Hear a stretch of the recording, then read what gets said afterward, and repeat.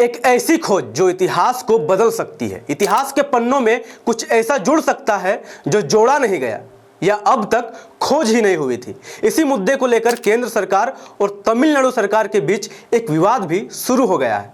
2014 में तत्कालीन भारतीय पुरातत्व सर्वेक्षण के अधीक्षक अमरनाथ रामकृष्ण ने तमिलनाडु राज्य के किलाड़ी, जिसे किझाड़ी भी कहते हैं, इस स्थल पर खुदाई शुरू की थी, जहां 7500 से भी अधिक प्राचीन कलाकृतियां मिली है, जिनमें दीवारें, जल निकासी प्रणालियां और कुएं शामिल हैं। अध्ययन से पता चलता है कि ये तत्व 2160 साल से भी अधिक पुराने हैं। सबसे महत्वपूर्ण बात यह है कि खुदाई स्थल पर किसी भी धार्मिक प्रतीक का कोई प्रमाण नहीं मिला है। खुदाई से मिले तत्व काफी हद तक सिंधु घाटी सभ्यता की खुदाई से मिले तत्वों से मेल खाता है। इस वीडियो में अंत तक बने रहिए। हम जानेंगे कि कैसे इस मामले में केंद्र सरकार पर सवाल उठ रहे हैं, केंद्र सरकार और तमिलनाडु सरकार के बीच विवादों के क्या कारण हैं, क्यों इतने महत्वपूर्ण खोज के दौरान अमरनाथ रामकृष्ण का ट्रांसफर किया गया। जोहार, जय भीम, जय फूले, जय बिरसा, जय साहू, जय पेरियार, जय संविधान। पहले उस जगह के बारे में बात करते हैं जहां की खुदाई से यह विवाद शुरू हुआ। तमिलनाडु के मदुरै से लगभग 12 किलोमीटर दक्षिण पूर्व में स्थित किलाड़ी नाम की एक जगह है, जिसे किझाड़ी भी कहते हैं। यह स्थल मूल रूप से 100 एकड़ में फैला हुआ नारियल का बाग था। 2014 से 2016 के बीच उस समय के भारतीय पुरातत्व सर्वेक्षण ASI के अधीक्षक पुरातत्वविद अमरनाथ रामकृष्ण ने वेगई नदी के किनारे खुदाई के लिए 100 से ज्यादा स्थलों की पहचान की। अमरनाथ रामकृष्ण के नेतृत्व में यह खनन कई चरणों में होने को था, लेकिन जब यह कार्य जोर पकड़ रहा था तभी ASI ने अमरनाथ रामकृष्ण को असम ट्रांसफर कर दिया, ठीक उसी समय जब पहले 2 चरणों के बाद खुदाई तेज हो रही थी। इसके बाद कैसे विवाद शुरू हुआ और सरकार पर क्या क्या आरोप लगे और कैसे अमरनाथ रामकृष्ण का वापस तमिलनाडु ट्रांसफर हुआ, सारे चीज़ों को विस्तार से जानेंगे। लेकिन उससे पहले ये जानना जरूरी है कि उत्खनन के दौरान ऐसा क्या मिल गया कि मनुवादी सरकार में हड़कंप मच गया। ऐसी क्या मजबूरी थी कि ऐन मौके पर अमरनाथ रामकृष्ण का ट्रांसफर करना पड़ा। शिवगंगा जिले में स्थित किलाड़ी में अमरनाथ रामकृष्ण के नेतृत्व में हुए उत्खनन में टीम को 7500 से भी ज्यादा प्राचीन कलाकृतियां मिली, जिनमें दीवारें, जल निकासी प्रणालियां और कुएं शामिल हैं। ये सभी एक समृद्ध और विकसित शहरी समाज के प्रमाण है। वैज्ञानिक अध्ययन से पता चला कि ये तत्व 2160 साल से भी ज्यादा पुराने हैं और दूसरी शताब्दी ईसा पूर्व के हैं। पुरातत्वविद कुछ खोजों से तो दंग रह गए, जिसमें सबसे महत्वपूर्ण बात यह थी कि खुदाई स्थल पर किसी भी धार्मिक प्रतीक का कोई प्रमाण नहीं मिला था। उत्खनन से मिले तत्वों के वैज्ञानिक अध्ययन से यह निष्कर्ष निकाला गया कि किलाड़ी में एक जीवंत परिष्कृत शहरी समाज की उपस्थिति थी। उत्खनन से मिली मजबूत संरचनाएं व्यवस्थित शहरी नियोजन की ओर इशारा करती है। तमिल ब्राह्मणी शिलालेखों वाले बंदरगाह के टुकड़े एक उच्च शिक्षित समाज का संकेत देते हैं। साथ ही खुदाई के दौरान सूर्य और चंद्रमा के भित्ति चित्र भी मिले हैं, जिससे यह मालूम पड़ता है कि उस समय भी लोगों को एस्ट्रोनॉमिकल यानी खगोलीय की समझ थी। अब विवाद कहां से शुरू हुआ, इस पर गौर करते हैं। जब साल 2017 तक आते आते यह उत्खनन अपने रफ्तार में था, ठीक उसी समय ASI ने अमरनाथ रामकृष्ण को असम ट्रांसफर कर दिया। इस कदम को कई लोगों ने परियोजना के लिए एक झटका माना। उस समय राजनीतिक आलोचकों ने केंद्र पर जानबूझकर खुदाई को पटरी से उतारने का आरोप लगाया। अमरनाथ के ट्रांसफर के अलावा भी केंद्र सरकार पर लग रहे आरोपों के कई कारण थे, क्योंकि केंद्र जिसने आगे की खुदाई के लिए धन और सहायता का वादा किया था, दूसरे चरण के बाद सरकार ने देरी की, जिसके बाद सरकार पर जानबूझकर सहायता ना करने और धन देने में जानबूझकर देरी करने का भी आरोप लगा। कुछ लोगों ने आरोप लगाया कि केंद्र द्रविड़ संस्कृति को दबाने की कोशिश कर रहा है। साल 2017 में अमरनाथ रामकृष्ण के ट्रांसफर के बाद PS श्रीरामन के नेतृत्व में तीसरे चरण की खुदाई शुरू हुई। लगभग 400 वर्ग मीटर की खुदाई के बाद PS श्रीरामन ने बताया कि पहले खोजी गई ईंटों की संरचनाओं में ऐसी कोई निरंतरता नहीं थी। इसके बाद केंद्र पर लग रहे आरोप और भी तेज हो गया। आरोप लगाए गए कि केंद्र जानबूझकर किलाड़ी के महत्व को कम करके आंक रहा है। इस मामले में विवाद बढ़ने के बाद मद्रास उच्च न्यायालय ने हस्तक्षेप किया और उसके न्यायाधीशों ने उत्खनन स्थल का दौरा किया। फिर उन्होंने भारतीय पुरातत्व सर्वेक्षण ASI को उत्खनन जारी रखने और तमिलनाडु के पुरातत्व विभाग को भी इसमें शामिल होने की अनुमति देने का निर्देश दिया। राज्य के पुरातत्व विभाग ने भी ऐसा ही किया और 2019 में उन्होंने एक रिपोर्ट प्रकाशित की जिसमें दावा किया गया कि किलाड़ी वास्तव में 6ठी शताब्दी ईसा पूर्व और 1ली शताब्दी ईस्वी के बीच संगम युग की एक शहरी बस्ती थी। यह मामला यही शांत नहीं होता है क्योंकि अमरनाथ रामकृष्ण का तमिलनाडु वापस तबादला हो जाता है। अमरनाथ रामकृष्ण ने जनवरी 2023 में अपने उत्खनन के पहले 2 चरणों पर अपनी रिपोर्ट प्रस्तुत की। यह रिपोर्ट लगभग 2.5 साल तक भारतीय पुरातत्व सर्वेक्षण के पास रही और मई 2025 में भारतीय पुरातत्व सर्वेक्षण यानी ASI ने रामकृष्ण को एक पत्र भेजकर रिपोर्ट में संशोधन करने का अनुरोध किया। ASI यानी भारतीय पुरातत्व सर्वेक्षण ने कहा कि यह बहुत प्राचीन प्रतीत होता है और कहा कि और विश्लेषण की आवश्यकता है। हालांकि अमरनाथ रामकृष्ण अपनी रिपोर्ट में अडिग रहे। उन्होंने अपने निष्कर्षों को दोबारा लिखने से इनकार कर दिया। उन्होंने अपने काम को वैज्ञानिक रूप से पुष्ट और कठोर पुरातात्विक मानकों पर आधारित बताया। उन्होंने तर्क दिया कि रिपोर्ट का कालक्रम स्तरीकृत अनुक्रमों, भौतिक संस्कृति और यहाँ तक कि त्वरक द्रव्यमान स्पेक्ट्रोमेट्री द्वारा समर्पित था। इस मामले में केंद्र और तमिलनाडु के कई मंत्री और नेताओं के बीच विवाद शुरू हो गया। केंद्रीय संस्कृति और पर्यटन मंत्री गजेंद्र सिंह शेखावत से चेन्नई स्थित भाजपा मुख्यालय में आयोजित एक संवाददाता सम्मेलन में जब ASI द्वारा किजाड़ी उत्खनन रिपोर्ट को मंजूरी देने से इनकार करने के बारे में पूछा गया तो उन्होंने कहा कि जिन रिपोर्टों की आप बात कर रहे हैं वे वैज्ञानिक नहीं हैं। आप जिन निष्कर्षों का जिक्र कर रहे हैं मैं उनसे अवगत हूँ। वे अभी तक तकनीकी रूप से पूरी तरह से समर्थित और स्थापित नहीं है। अभी बहुत कुछ किया जाना बाकी है। इस पर प्रतिक्रिया देते हुए तमिलनाडु के वित्त एवं पुरातत्व मंत्री संगम थेनारसु ने कहा कि पहले उन्होंने कहा था कि खिजाड़ी में कुछ भी नहीं है, फिर खिजाड़ी में खुदाई कर रहे पुरातत्वविद का तबादला कर दिया।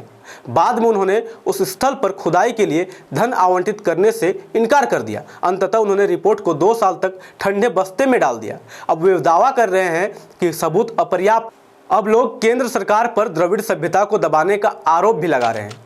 MDMK नेता वाइको ने आरोप लगाया कि केंद्र द्रविड़ सभ्यता को दबाने की कोशिश कर रहा है और साथ ही एक अस्तित्वहीन संस्कृति सभ्यता को बढ़ावा दे रहा है। उनकी टिप्पणी इस बढ़ते आख्यान को दर्शाती है कि केंद्र की कार्रवाई एक व्यापक राजनीतिक एजेंडे का हिस्सा है। थेनारसु ने केंद्र सरकार पर तमिल इतिहास को लगातार नकारते हुए अपने रुख में असंगति बरतने का भी आरोप लगाया। उन्होंने सवाल किया, हालांकि दुनिया भर के वैज्ञानिक शोधों ने साबित कर दिया है कि द्रविड़ों की संस्कृति 5350 साल पुरानी है और तमिल तकनीकी रूप से उन्नत है, फिर भी केंद्र सरकार इस तथ्य को स्वीकार करने में इतनी हिचकिचाहट क्यों महसूस कर रही है? क्या इसकी वजह यह है कि उनकी गहरी इच्छा द्रविड़ों को 2ym दर्जे का नागरिक बनाए रखने की है? आपको यह भी बता दें कि कई लोगों और संगठनों ने इस किलाड़ी का संबंध सीधे सिंधु घाटी सभ्यता से बताया है।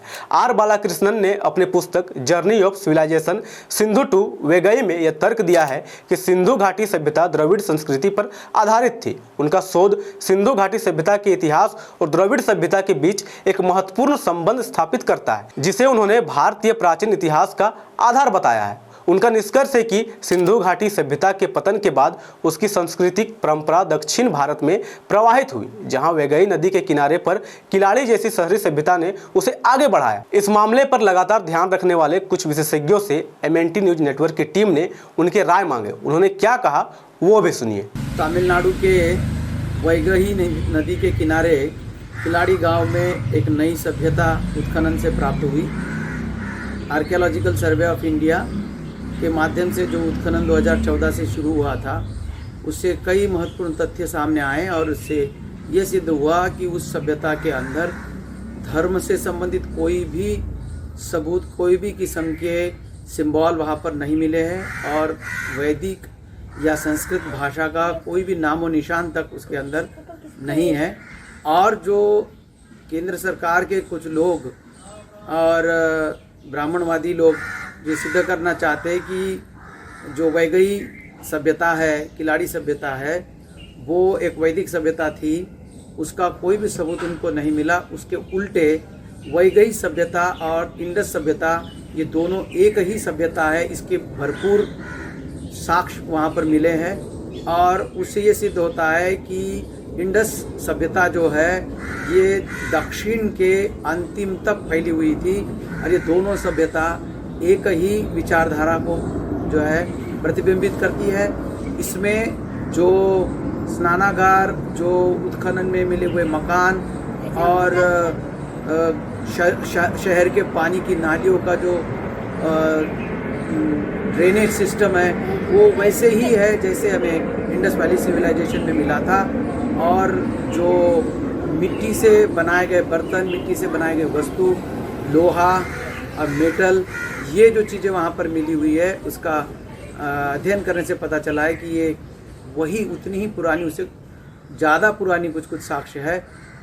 उससे ये सिद्ध होता है कि जो इंडस वैली सभ्यता है और जो वैगई सभ्यता है ये दोनों भी द्रविडियन सभ्यता है। और द्रविड़ लोगों का इसका मतलब जो है यहाँ तक इंडस से लेकर के दक्षिण तक उनका जो है विस्तार था, ऐसा इससे सिद्ध होता है। इसे और अन्य तथ्य भी अब सामने आने वाले हैं। सबसे बड़ी बात जो इसमें से निकल के आई वो ये है कि आर्यों का जो आक्रमण या कब्जा भारत की जनता के ऊपर है वो सम्राट अशोक के बाद हुआ और उन्होंने सम्राट अशोक की सभ्यता जो है उसको पॉलिटिकल पावर से कंट्रोल करके ख़त्म करने की कोशिश की, ऐसा भी एक तथ्य इस संशोधन से पता चल रहा है। तो इससे भारत के मूल निवासियों की जो मूल निवासी पहचान और उनकी जो सभ्यता है वो विदेशी आर्य ब्राह्मणों से भिन्न है। उनका यहाँ की सभ्यता से कोई संबंध नहीं है।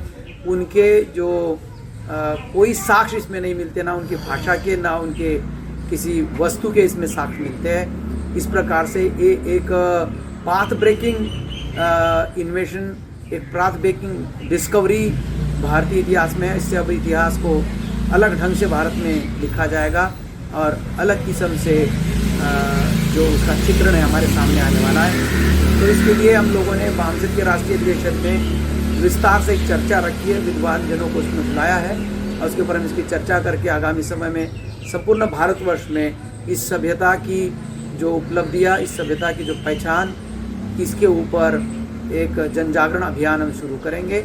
और हम उम्मीद करते हैं कि आप सब लोग ये जो चर्चाएं हमने प्रारंभ की है या कर रहे हैं उसको ध्यान में रखते हुए स्वतंत्र रूप से अध्ययन भी करेंगे और इस विचार को जन जन तक फैलाएंगे। वामसेप संगठन ने भी इस मुद्दे पर विस्तार से विचार करने के लिए आगामी 6 से 9 दिसंबर 2025 को पंजाब के फिल्लोर लुधियाना में आयोजित अपने 42वें राष्ट्र अधिवेशन में इसे शामिल किया है, जिसका विषय है मूल निवासी सभ्यता, किलाड़ी और इंडस के सीधे संबंध का ताजा उद्घोष, भयभीत ब्राह्मणवाद की बोलती बंद। वामसेप का मानना है कि किलाड़ी के उत्खनन से प्राप्त अवशेषों पर तमिल ब्राह्मणी लिपि 580 ईसा पूर्व उत्कीर्ण है।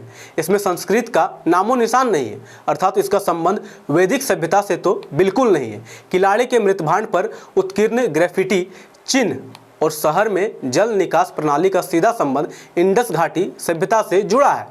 इस सभ्यता के कालखंड और अन्य साक्ष्यों से सिद्ध हुआ है कि भारत में आर्यों के घुसपैठ का कालखंड अशोक के बाद का है। अब अपने वीडियो के निष्कर्ष में आते हैं। किलाड़ी में मिले अवशेष से यह कहा जा सकता है कि इसमें और सिंधु घाटी सभ्यता में काफी समानताएं हैं। किलाड़ी जैसे खनन स्थलों से प्राप्त साक्ष्यों से यह मालूम पड़ता है कि दोनों सभ्यताओं में शहरीकरण, उन्नत शिल्प और एक विकसित व्यापार प्रणाली के प्रमाण मिलते हैं। दोनों सभ्यताओं के कलाकृतियों में पाए गए प्रतीक और चिन्ह भी एक समान थे, जो उनके बीच एक सांस्कृतिक संबंध का संकेत देता है। जाइलम लर्निंग की रिपोर्ट के मुताबिक किलाड़ी के भित्ति चित्र और सिंधु घाटी के चिन्हों में काफी समानताएं थी। यह रिपोर्ट बताती है कि किलाड़ी में खुदाई के दौरान मिले बर्तनों, दीवारों और मिट्टी के टुकड़ों पर जो चिन्ह बने हुए हैं उनमें से कई सिंधु घाटी सभ्यता में पाए जाने वाले प्रतीकों से मिलते जुलते हैं। फिलहाल इन घटनाओं से कई सवाल भी जहन में आते हैं। क्या सिंधु घाटी सभ्यता दक्षिण भारत तक फैला था? क्या आर्यों के आक्रमण के बाद सिंधु घाटी सभ्यता के लोग दक्षिण भारत आकर अपनी सभ्यता को पुनः स्थापित किया था? इस बात पर भी गहन अध्ययन की जरूरत है। इस पर आपकी क्या राय है कमेंट बॉक्स में जरूर बताएं। और अगर अभी तक आपने MNT न्यूज नेटवर्क को सब्सक्राइब नहीं किया है तो सब्सक्राइब करके बेल आइकन को प्रेस जरूर कर ले। साथ ही फेसबुक पेज को भी फॉलो करें ताकि जो भी वीडियो आए उसकी नोटिफिकेशन आप तक जल्द से जल्द पहुंचे। जय संविधान, जय भारत, जय भीम, जय मूल निवासी। MNT न्यूज नेटवर्क को सब्सक्राइब करें, लाइक और फॉलो करना ना भूलें। साथ ही बेल आइकॉन दबाकर जन जागृति की मुहिम में जुड़े रहें।